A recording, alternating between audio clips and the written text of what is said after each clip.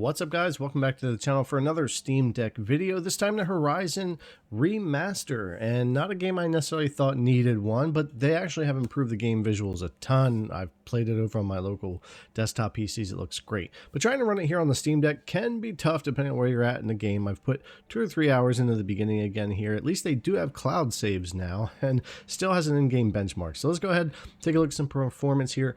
For the Steam Deck will be 800p 1610, no VSync on here, and we are going to be using some FSR3 quality in the video, but we'll take a look at other settings as well, and there is XeSS in here if you want to take a look at that. We're pretty much going to have to stick with very low, though we can tweak a few things which we'll take a look at here in a minute as well, but for now I'm going to leave it right here to take a quick look at some things, including the in-game benchmark, which will give you a general idea of performance. If you remember this benchmark before the remaster, it was in general kind of easier to run than a lot of other areas of the game, and this one gives a pretty accurate representation. Depending on where I'm at, I could be 25 to 42, 45 FPS in the game, and 36 for the average here on the benchmark with these particular settings. Now, sitting in this spot, running 30 FPS, quality FSR3, the very low preset before any other changes, 4 gigs of VRAM, 30. If we switch over to balanced for our FSR, we only go up 1 FPS here, and that's because we're really not GPU bound yet. We're just having trouble running everything. I would say it's probably more of a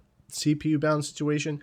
Even going over to performance FSR3, 1 FPS again, if that. It still comes down to 31, and ultra performance, more loss in visual quality and doesn't run any better. We're just not bound enough resolution or GPU wise in the game for that to make a big difference. Native certainly takes us up on 98% on the GPU, smooths things out, but 25 FPS sitting still not going to work out great there. So that's how I landed on FSR3 quality as kind of a middle ground here to be able to run the game as well as I can anyway, and then mess around with some of the settings, which what I do here is take textures up to medium, and then I took the level of detail to low. That's all I really changed. You can certainly play with some more here, but all I was trying to do was help the visuals just ever so slightly and bump up the GPU usage just a little bit, which I was able to do. I was more hitting that 97, 98 this way in most areas and smoothing things out a bit more, and even gained 1 FPS by bumping those up. So you can play with that more, but that was a general idea of what kind of helped me out and what I was running there. Now they do have the in-game frame generation here, which in some games is okay and works out, but in this game it's not. It's going to hit the performance so much that the base FPS is pretty low. It's pretty janky while trying to move around. There's a lot of like ghosting and pixelating and stuff that'll happen in the game as well.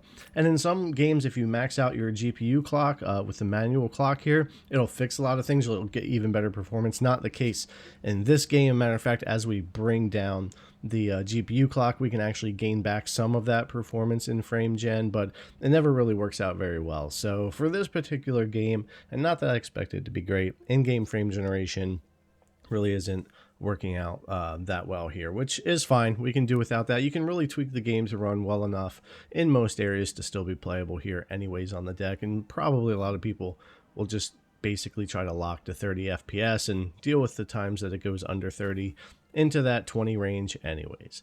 Now there's another issue here. You just saw me shoot an arrow there. You can lose controls here. Like, there's a goofy thing, and it's not just me. I've seen some other reports on this on the deck where the controls will just stop working properly. Here they started fine. I was able to shoot arrows, do melee, whatever, but after shooting arrows for a little bit and going back to melee again, when I try to aim and shoot arrows again after this, I'm not able to. I can aim, but I can't shoot. The trigger won't shoot anymore. I can only do melee. Or it could reverse, where I can do shooting but no melee. I had that happen once before as well. The only way I could fix it was to restart the game, then everything worked again. Hopefully there will be a decent fix for that down the road, but just wanted to mention that.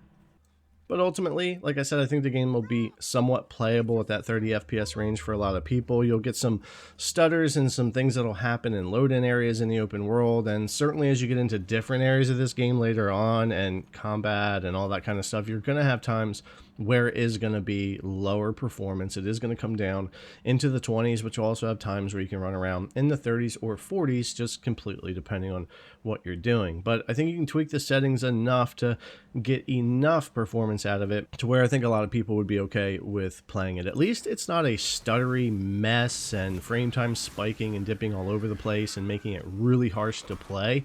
You'll see some serious drops here into the 20s as we get into a little bit of early combat, which is kind of the stuff I'm talking about. But the good thing is, like I said, it's not super bad for stutter, and I can still do fine as far as input latency and all of that, but it is going to get down pretty low sometimes and may not be the experience that everybody wants to get. But I think for a lot of people on the Steam Deck, this might be pretty playable. If you haven't already played the game, this is a $10 upgrade if you own the original Horizon, and if you don't already, you can purchase it and play it that way as well. But yeah, ultimately, going to depend on where you're at and where you tweak your settings, what you're going to get here on the Steam Deck, but there's not a lot of room for improvement or really pushing much more here or using frame gen or anything. So anyways, guys, hopefully this gave you a decent idea how the game's running here on the Steam Deck, kind of a quick look. Thanks a lot for coming to check out the video as always. I really appreciate it, and I'll see you in the next one.